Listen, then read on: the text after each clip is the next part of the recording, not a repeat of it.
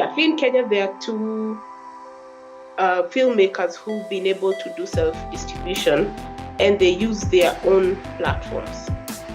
And so people come and pay a small fee, and you're able to buy to watch the film. So people are already creating their own solutions, because when you think about a distributor coming in the middle, you're not sure what kind of business model they use, or maybe you don't have confidence in them. That's one.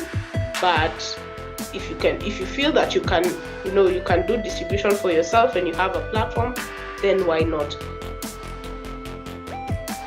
Putting the pieces together, your work doesn't end there, because if it is where it ends, of course, that separates the difference between the guy who is going to excel in what you are doing and the guy who is just going to do it for passion. Okay, you'll be able to make some money to live the minimum, no?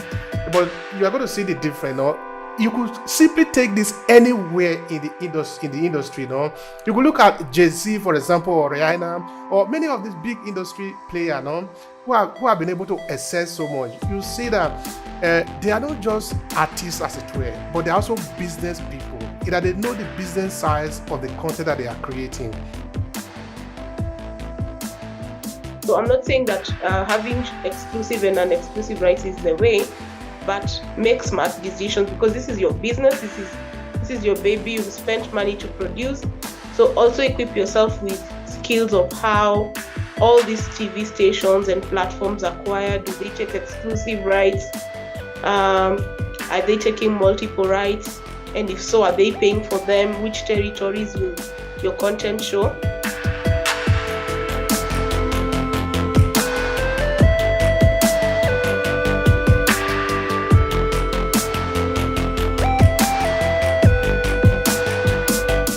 Obehi, the author of the storytelling series for small businesses and content creators.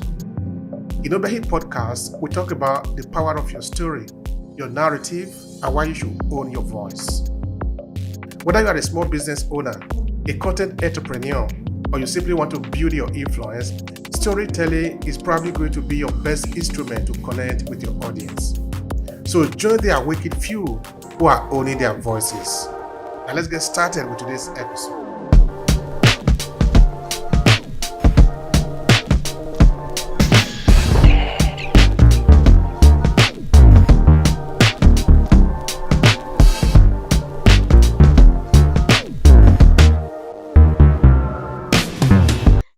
Thank you so much, Mr. Obehi, for having me for the second time.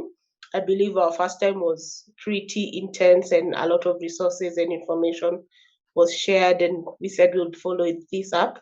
And I'm glad that you brought me back to dive deeper into issues about content marketing and distribution, and just to review what's happening in the industry, what changes are there, how we can keep improving and how we can keep growing our film and broadcast and media industry in the continent.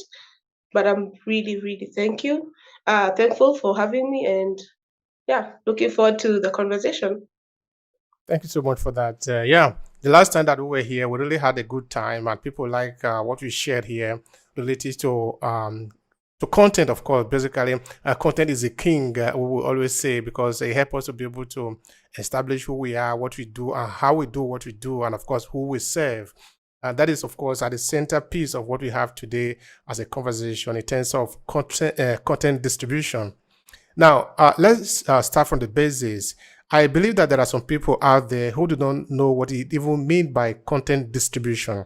Since that is at the centerpiece of our conversation today, would you like to sort of give them a kind of head up of what is even mean by that? Yeah. So first, we have to appreciate that the ecosystem in our industry has really changed over the last couple of years. So, like for now, there's a digital migration happening in most countries. Like in Kenya, it already happened, and many other African countries. So there's that, and then there's also a lot of social media platforms coming up with all these new influencers who are now content creators as well. But still, there's the content creators who create dramas, films, documentaries, and the likes. So with all this, your question would be, where does each of these content stand, and do they work interconnectedly? Do they work together? what areas of synergy can they work. So in terms of marketing, of course, you launch a movie and then you'll create social media platforms where you can showcase the marketing materials. These are the trailers, behind the scenes, stills images, behind the scenes videos and fan clips. So there's a lot of connection in all that. And also there are opportunities to monetize on this content, because content marketing, content distribution, monetization, the PR around all this, it works connectedly. So for anyone who's asking what distribution is all about, distribution is what methods you put together to make sure that people get to know about you, the content that you create. So if you have a short film, what methods do you want it to get to your audience? Is it through a film festival? Is it through Netflix? Is it through Showmax? Whatever platform you choose. So that's the way that your audience will consume your content. And the marketing are the tools that you use now to create this awareness for your content, because you can't create a movie and no one knows about it. So if you choose to create a website, to do media tours, radio shows, and all that, then that's how you market it. And PR is just the strategies around, creating a good vibe around it and continuity of the conversation around your content. So Thank you so yeah, much. just to break it down, distribution is about reach. Where does your content reach? Secondly, how do you monetize on it? And third, what impact or call to action are you intending to achieve with this content? All right, that is very interesting. Of course, I say interesting in the sense that looking at the African population today, which are predominantly young people, the tools of the age, the tools of the 21st century, internet and mobile phone and the computer. This is something that is very common among younger people, which means that people in Africa, particularly today, are able to leverage the possibility that they have in their hand, which is the use of the tools of the age. Therefore, they're able to connect, they're able to create, and they're able to leverage their creation. So, in this sense, how do you first see the possibility of then able to level up in the world that we live in, the economy that we have today, which is about service-based economy? By this, I mean you could be somewhere in Kigali or somewhere in Nairobi or in Lagos or Johannesburg, and you could be doing a lot of businesses with somebody that is in China or in Canada or in US or in India. Nobody is actually limiting you by the language that you can speak. Of course, if you can speak English, it becomes a little bit more easier for you, because then it means that the audience or your audience is larger now. But of course, even if you were to take the argument, say maybe within a particular country in Africa, say you are in Kenya, you want to service people that are within Kenya, people that are not necessarily outside of the country, you still are able to do a lot of things, because like you said, when you are dealing with content marketing, you want to be able to let people know what you are offering, what you are doing. There are a lot of businesses, they don't know how to do this. And if you know how to do it, in that you are able to help them to reach their client, which means that you are bridging the gap between them, you are able to make a lot of money out of this at the end of the day. So this is where I'm sort of going in that what chances, what possibility do we have in Africa today, looking at our population, looking at our demography, and looking at the opportunity of the time that we are living in? What do you want to say about that? Okay, so let's start with the data conversation that we had already started in the other conversation we had, and we said that when you have the data and the research and the statistics, it is easy to approach even potential donors, potential sponsors, and partners to come on board and partner with you. But it's not possible for all of us to be able to afford companies like Geopol, Ipsos, 60 decibels, who do research a lot in the motherland. So that said, social media has created the avenue where people are able to track who are watching their platforms, who are watching their shows. So one, there is the data aspect. Two, there is collaboration that has been encouraged through social media. So like if you go on TikTok, you'll see people doing TikTok live and a celebrity in Kenya collaborating with another one. So that's another thing. Then for the filmmaker who's asking what opportunities are there, I would say think global, because we are here to solve global issues. I'll give an example. If you're entering content for a film festival, you're given the criteria based of submission based on different genres. So, for instance, let's say the theme is climate change. It doesn't matter where you are, where you produced your show. You can submit your show as long as it meets the deliverables and the specifications that have been given. So you submit whether it's in Chinese, and you open the captions there for people to listen in. And I got to see I've seen really great content which has transcended the barriers of language. So I would say technology has broken those barriers because we are able even to translate online. The apps are getting more and more accurate in how they translate. So look at it from the opportunities that are coming as a result of the technology, because you're able to measure where is your audience so that you can curate more content centric to that side. So if you're, for instance, and then also another thing I think we also talked about was the segmentation of our industry. So you'll find the content that's watched in Nigeria, and even in Nigeria itself, it has its own demographics and its own market segmentation. And then Africa also has francophone, anglophone. So Nigeria, being an anglophone country, has the way they consume their content. We are in the Eastern African region, which speaks Kiswahili. But you'll find that the content that's seen in Tanzania doesn't necessarily resonate with Kenyans and vice versa. And so, how do we create these synergies where our content can transcend and break the barriers of territories and all that? Is it through language? Is it through dubbing and adaptation of different languages from our content? Because that also works. So those are the things, the strategies, probably even as a filmmaker, as you're thinking ahead, think global, think of content that's timeless, think of content that it's tried and tested in terms of resonating to a wider audience, because you want at the end of the day to be able to be seen by as many people as possible. That is something that I found really interesting when you look at the African people, the African context, as it were. In that within Africa, for example, it depends also on our level of understanding of even our history. We have been interacting among ourselves for several thousands of years, even without the intervention of anybody. Migration have been moving from north to south or east to west. People have been changing. History have been built, destroyed, built again. Cities, civilization, which means that networking and collaborating has been part of us. But only recently we find it almost impossible to collaborate among ourselves. If you want to move to do anything, we need to look first of all learn how to collaborate with the European. Then from the European, come back to collaborate with other Africa, which is something really very absurd. But anyway, what I'm going there is that.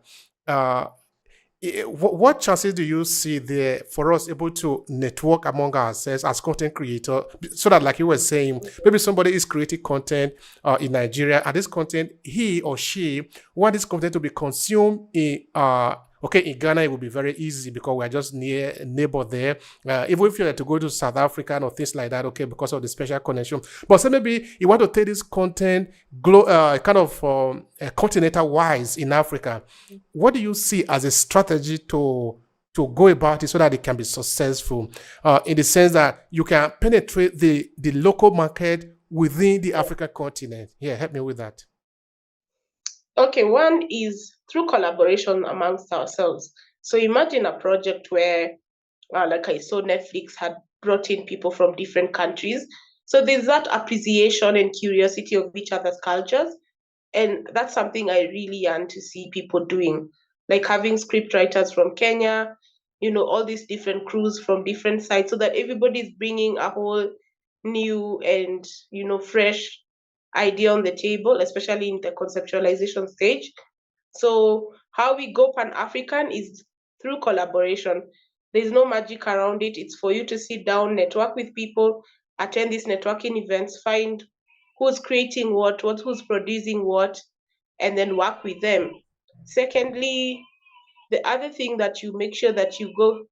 So the other thing, one, as I mentioned, is collaboration amongst ourselves, and secondly, making good use of these platforms that have a Pan-African reach.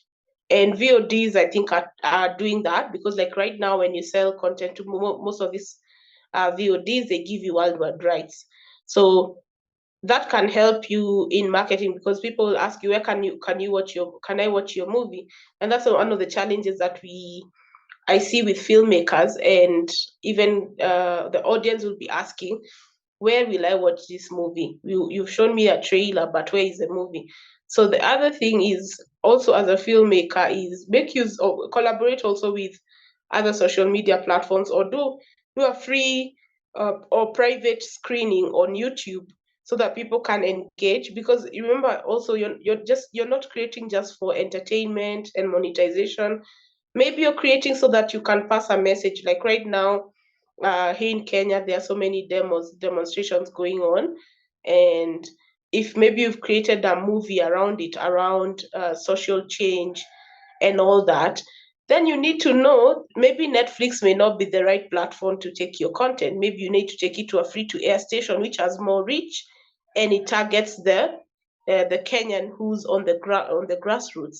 So you also need to understand, where is your audience, how are they consuming your content, and that's where now the data conversation comes. So yeah, those are the strategies I would ask the filmmakers or creators to consider.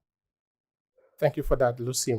All right, now because we are talking of content distribution, now let's learn from you your whole approach, because you're a content creator and you leverage it. You are doing this as a business. You're not just doing it for passion.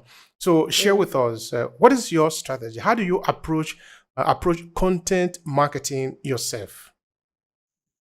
Okay, so I'll give an example of a film that I was part of the crew, and I was also consulting for them on the distribution side. So being part of the crew, you're able to see the challenges and the gaps that are there. So for instance, you'll be on set, but no one is recording behind the scenes, and they are like really good captures right there.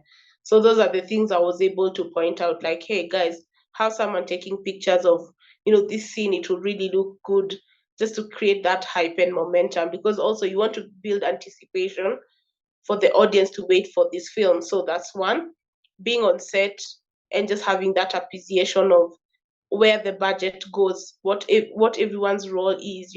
Do behind the scenes of people doing makeup, do behind the scenes of people interacting or in a certain scene and all that, or record even small videos. Then also have the bio information of all the actors. That's a lot of material that you can also use as BTS. So being in that space, I was able to see how filmmakers, they mostly focus on the creative side, and they forget that film is a business. So in a business, you need the proper documentation, you need to package yourself properly. So what happens after you finish shooting the film? I think also you should sign clauses with the actors that they should also help you with pushing this content. Them, they finish acting in a movie, the next week they're in a different set. But if you have contracts with them, and also work with radio stations and newspapers, TV, for these appearances, just to create that conversation and make it ongoing, because sometimes it's just so much buzz, a movie is launched and that's it. So find a way to keep the conversation going. And another way is maybe open up some rights, instead of giving all exclusive rights to a certain platform, because you'll find a station that has VOD, DTT satellite, DTH satellite, and they also have a VOD platform. So maybe you give all the rights, and then here comes someone else who may want to acquire the content. So I'm not saying that having exclusive and non-exclusive rights is the way, but make smart decisions, because this is your business. This is your baby. You've spent money to produce. So also equip yourself with skills of how all these TV stations and platforms acquire. Do they take exclusive rights? Um, are they taking multiple rights? And if so, are they paying for them? Which territories will your content show? So just don't focus on the payment clause or how much percentage you'll be paid on signature, but focus on those other clauses, because they're the ones that come to haunt you later. How long is the contract and those kinds of things? That's very interesting. That's very interesting. Which means now that as a content creator, as an artist, as the person who is sort of putting the pieces together, your work doesn't end there, because if it is where it ends, of course, that separate the difference between the guy who is going to excel in what you are doing and the guy who is just going to do it for passion. Okay, you'll be able to make some money to live the minimum, no? But you are going to see the difference, no? You could simply take this anywhere in the industry, no? You could look at Jay-Z, for example, or Rihanna, or many of these big industry players, no, who have been able to excel so much. You see that they are not just artists, as it were, but they're also business people. Either they know the business size of the content that they are creating, so that it is not just to come on stage and dance. It doesn't end there. If you are a singer, for example, or if you are a movie actor or actress, your role. Okay, I understand that your role is to act um to play the script that have been given to you, but that is not where it should end. You should also try and understand what make it work, so that you can build a business off of your talent, off of your knowledge. That is what actually separates the people, because what you are explaining help me to actually help me to actually reinforce this part, that you need to understand what is going on within your network, within your industry.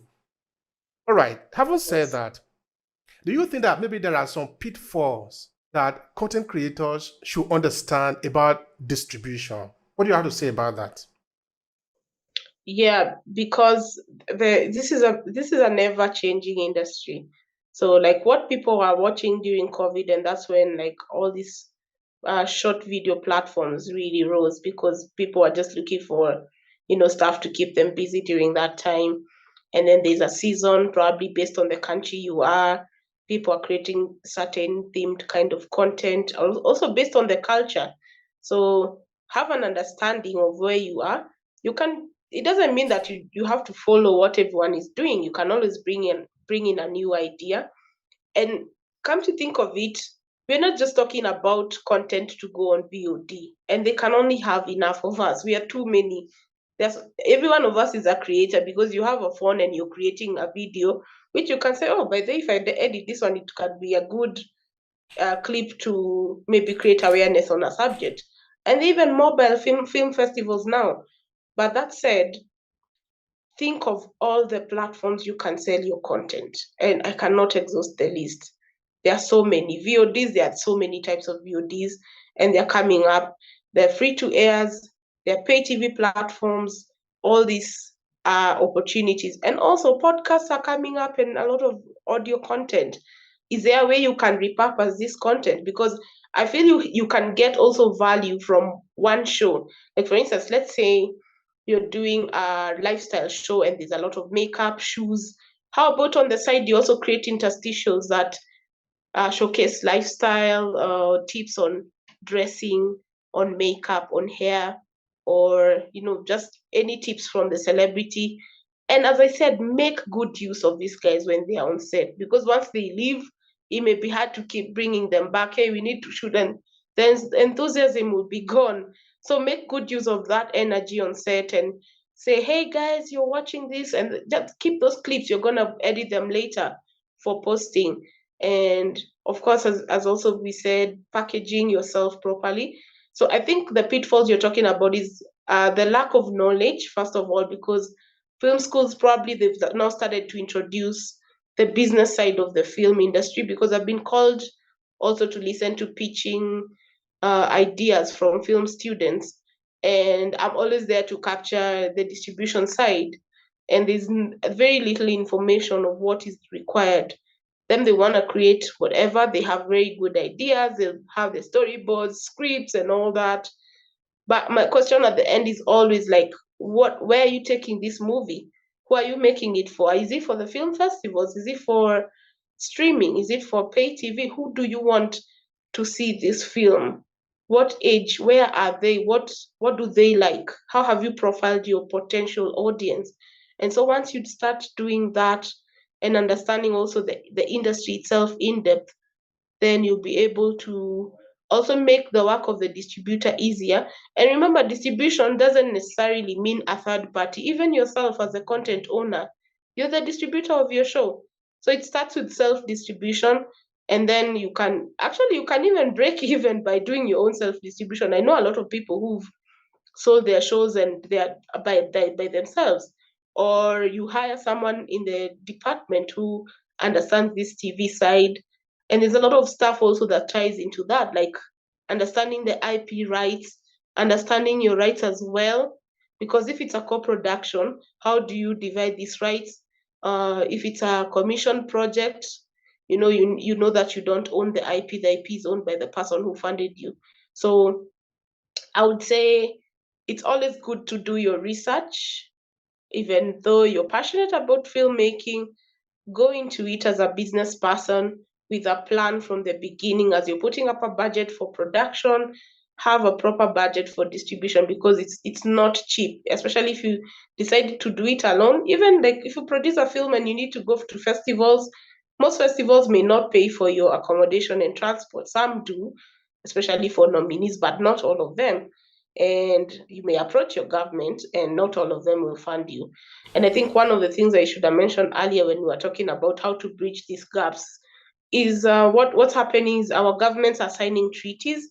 So it will be possible for co-production to be happening in different countries: Kenya, Zambia, Kenya, South Africa, Kenya, and Zimbabwe. So then there's a process of all these treaties being signed around the creative industry, and it will help also to map the locations that people can work with, one, incentives and rebates and all those financial gains. Yeah. So you were talking before about the I think some government treaties that might maybe help in terms of distribution of content.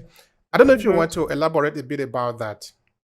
Yes, I think the highest entity in every country is the government, and then the people. So the government, through its policies, is able to influence a lot of decisions around every sector.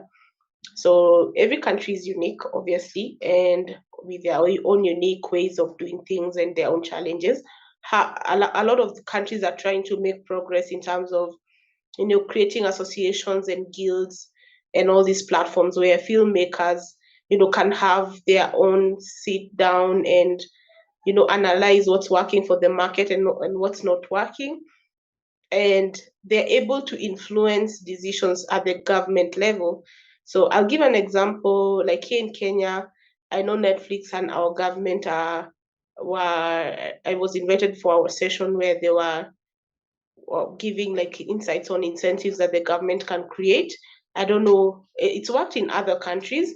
So that's one level. So if our governments are able also to sign treaties and agreements where we can collaborate and co-produce and all that, and you get offers to do that, then it will be really great.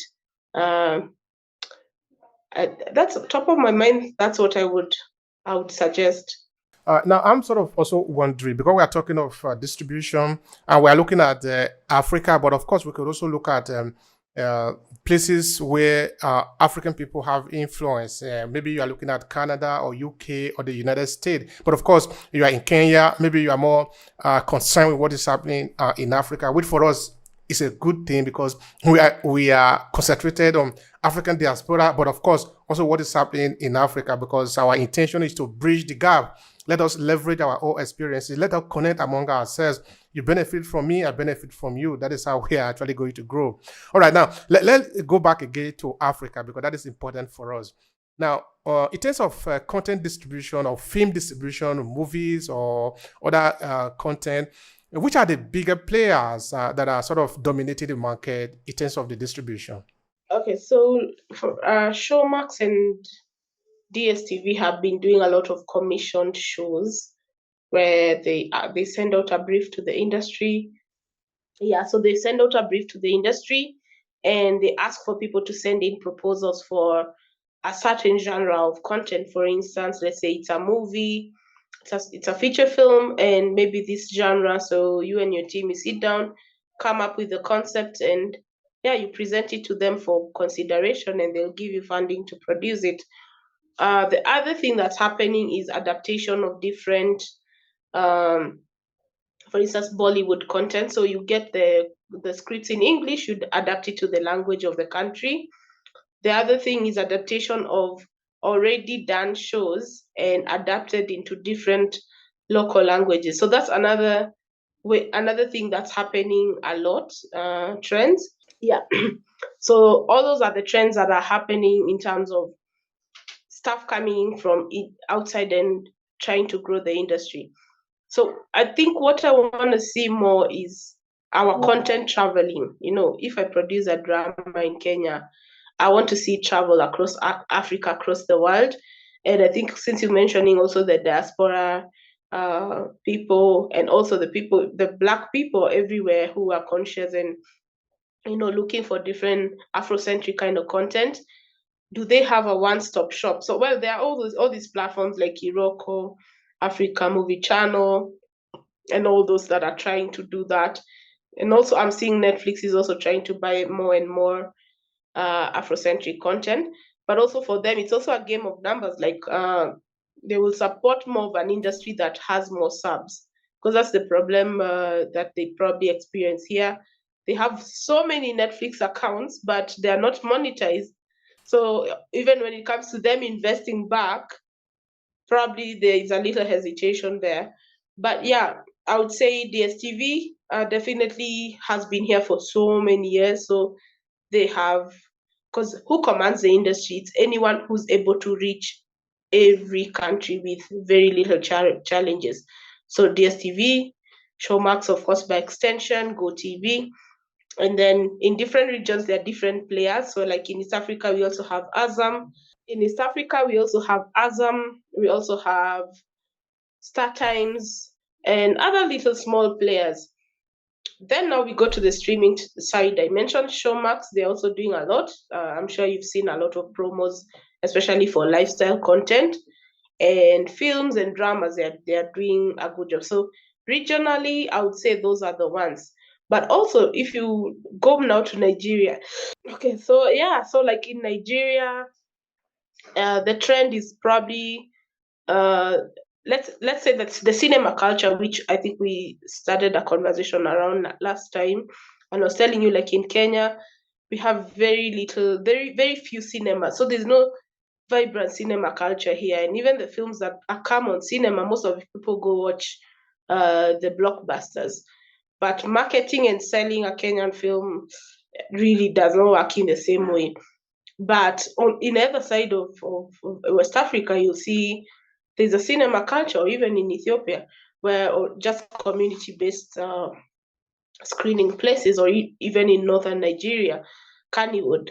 So if you think of all these industries and how people consume their content, and does it monetize? Because when I started, I said how you measure distribution and the success of distribution is you've been able to meet to get your target audience to watch your content, one, and secondly, you've been able to monetize.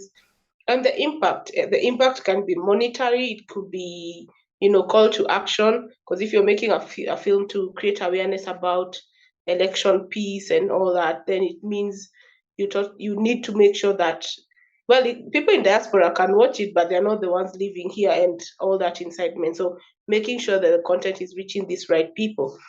Yeah, so those are the top platforms that are funding films in different spheres. And the other spaces would be festivals, but also like Kenya Film Commission here in Kenya is also giving money, but maybe to produce short films and feature films as well. So yeah, that's why I insisted the role of government is really important, so that because it sort of sets the precedence of how everyone else responds to the industry. All right. Now let's talk a bit about the monetization strategy. Now, how should people master this art of monetization of the content that they create? Of course, this is part of what we were talking about before, that you shouldn't just consider your content just in and itself, that is the whole of it. You need to think of all the ideas surrounding it, how you can build a business around it, so that your content should not be seen only as a content. It should see as a business tool, as a business strategy for you. But my question sort of is, how can people master it? Where should they start from? What are some of the things that they need to know so that they can leverage their content in a better way? I won't mention names, but sometimes people will wait for sort of like a breakthrough to get into a certain platform, and the decisions to do the acquisition sometimes take time. So can you imagine a situation where you have to wait and wait until probably the show has expired? The show has gone past 6 to 8 months, and it's sort of like a time-bound concept. So I would say cast your net wide. Those are some of the strategies. Cast your net wide, have an understanding of the industry, and even I'll give you a good example. Here in Kenya, there are two filmmakers who've been able to do self distribution, and they use their own platforms. And so people come and pay a small fee, and you are able to buy to watch the film. So people are already creating their own solutions, because when you think about a distributor coming in the middle, you're not sure what kind of business model what they use, or maybe you don't have confidence in them. That's one. But if you feel that you can do distribution for yourself and you have a platform, then why not? But then there's a danger, because I've seen a lot of people creating these platforms for themselves. So I'm just wondering, for a normal person who probably cannot afford to spend maybe $10 a day on internet, on data and all that, how would they be able to watch all these films which are in all these different spaces? So I think that would really help us if we have a central place where our content sits, and also you're able to have access to the back end to see how is the audience consuming your content, how many minutes did they watch, what did they like, did they leave a comment, so that you also engage with your audience and know what you can plan for them in the future. Yeah, I don't know if I've answered your question. Yeah. That's fair enough. But I was sort of wondering, looking at, for example, some of the big players at the international market, like Amazon Prime, and even looking at maybe somebody that is writing a book, for example, and they make the book available on Amazon. Uh, if somebody want to buy this book to read, maybe this book will be translated, or maybe it will be transformed into audio format, and it's available as a podcast, but of course it's gated. It's not something that you can access easily. You need to pay money to be able to access it, of course, to help the content creator. And say maybe the platform where this content is sitting is Amazon. How easy is it in Africa to go online to buy or to pay so that you can access this content? Whether you are talking of books, you are talking of video, you are talking of music. Help me understand that. I don't have the latest statistics on like data and smartphone penetration in the continent, the latest data, but going by what has been happening, there is a lot of telcos that have set up in the continent. Like here in Kenya, I know you know Safaricom, and it's really big. They've expanded to Ethiopia, and their biggest platform is the M-Pesa, which is a mobile money, which blew the world, and everyone else now is doing it. So here's the data side on how people can afford this data to buy the content, and having the proper gadgets that support that. And also, the question we should also be exploring is, are people still watching TV? Yeah, so people are still watching TV. There's a really big audience there. People are still listening to radio. So as much as we're embracing all these technologies, then there are still the older platforms that still work really well. And as I said earlier, then it's our upon us to find how we can synergize and work together with all these platforms. So if you have content that you can repurpose for another platform, then well and good. For instance, like radio, you'll see that maybe they'll ask for shorter content. So are you able to edit it to fit that platform? If you have a podcast, the same. Like, what do you need to make sure that you're recording for all these spaces? Yeah. So move with the times, take risks, learn from others, collaborate. It's gonna help a lot to just have that understanding, in-depth understanding of what your industry represents and what has worked. And one thing I also like doing is just talking to people who I feel have succeeded in distribution, in marketing, and just see what strategies they put in to make sure that it worked for them. So you'll find the person I mentioned earlier about self distribution. there are other people who've done multiple businesses with streaming platforms. So back to what you asked now about now the complexities or easiness of buying anything online, I would say the urban or people with access to gadgets and all that, they do that very easily, because they said like we are the people who pioneered mobile money, so we easily use our phone to buy and sell different things on our gadgets. If you have a business, actually everything we pay on mobile money here in Kenya, most people just transact on mobile money. So that's the payment structure. And the technology side, I would say maybe a lot needs to be done to just support simpler gadgets, and also remembering that there's a big audience on the TV side of content. Mhm. All right, thank you for that. Now, yeah, you have said a lot about content distribution and content marketing, like we promised to talk about in this episode. And now, people want to connect with you; they want to do business with you because you're also here for business, and that is legitimate. Now, how can people connect with you? Use these few seconds to promote yourself. Please go ahead and do that. I should mention that we are setting up two key content markets. So one is called Business Arena, which will be hosted at the ninth Sotambe Zambia International Film Festival in September. So Business Arena is a three-day content market, which will be at the Zambian Italian Cultural Center from the 27th to the 29th of September. And then a month after that, at the Mashariki African Film Festival in Kigali, we'll also have a content market there called Masharket Kigali International Content Market.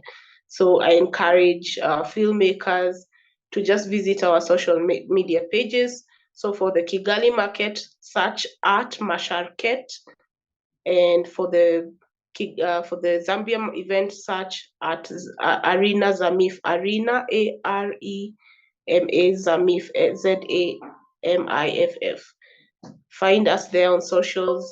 I'll engage with you. But if you want to reach me directly, just email me on my personal email, because I do a lot of things in the distribution space, because even creating events is also part of distribution, because a content market is a one-stop shop where different industry stakeholders, content buyers, sellers, distributors, and now incorporating new media, social media. We said we're including everybody, influencers are part of the conversation, gaming, all these people. So it's a one-stop shop where all these people will be. We have exciting activities in both events. There'll be workshops around distribution, monetization, protecting your IP, and then also on the floor of the event, you get to meet different stakeholders. Yeah, and then there's also the pitching session. So if you have a great idea, especially for the Zambia event, we posted information about how you can submit, and we'll have potential investors in the room. So if they love your idea, they'll invest in you. Yeah, so my passion, I'll always articulate that, is to see our beautiful stories travel the world. And wherever you are, wherever you travel to, always tell positive African stories, so that it always comes from us.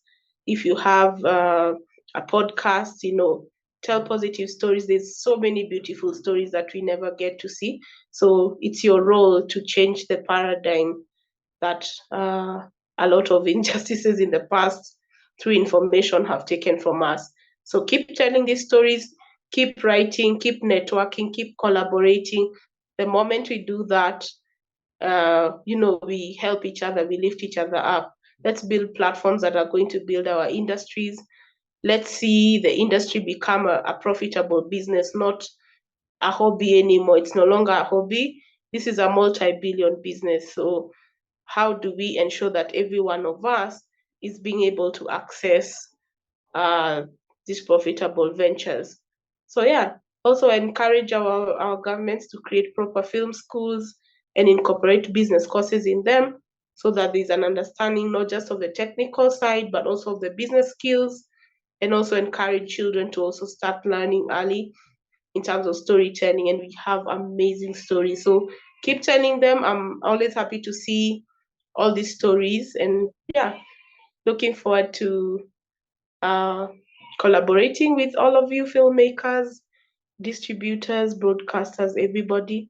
And welcome to Business Arena in Zambia, and welcome to Masharket in Kigali. And also, just to conclude, shout out to my colleague Wangeshi Murage. She's the CEO of Media Pros Africa. So Media Pros, at Media Pros, we provide solutions in content marketing, content distribution, training. We are doing a lot to keep building the profile of our industries. So engage with us. Our email addresses mine is Muthui at Media Pros Africa. Muthui at mediapros-africa.com. Yeah, let's keep talking. That's good. Let's keep talking. It all starts from there. Thank you Yeah. so much, Lucy. I appreciate the time. I appreciate also the conversation. So, of course, it's not the last time we will talk, but today, this is where we end the conversation. Of course, we will come back again next time to share more light into what is happening within content creation, content distribution, and content marketing. Thank you so much. Thank you, Obehi, for having me. Always a pleasure to be on your podcast. If you enjoyed this podcast, please subscribe so you never miss any of our future episodes. Rate and review Obehi podcast and share with your friends who might need it. Thank you so much for listening, and talk to you in the next episode.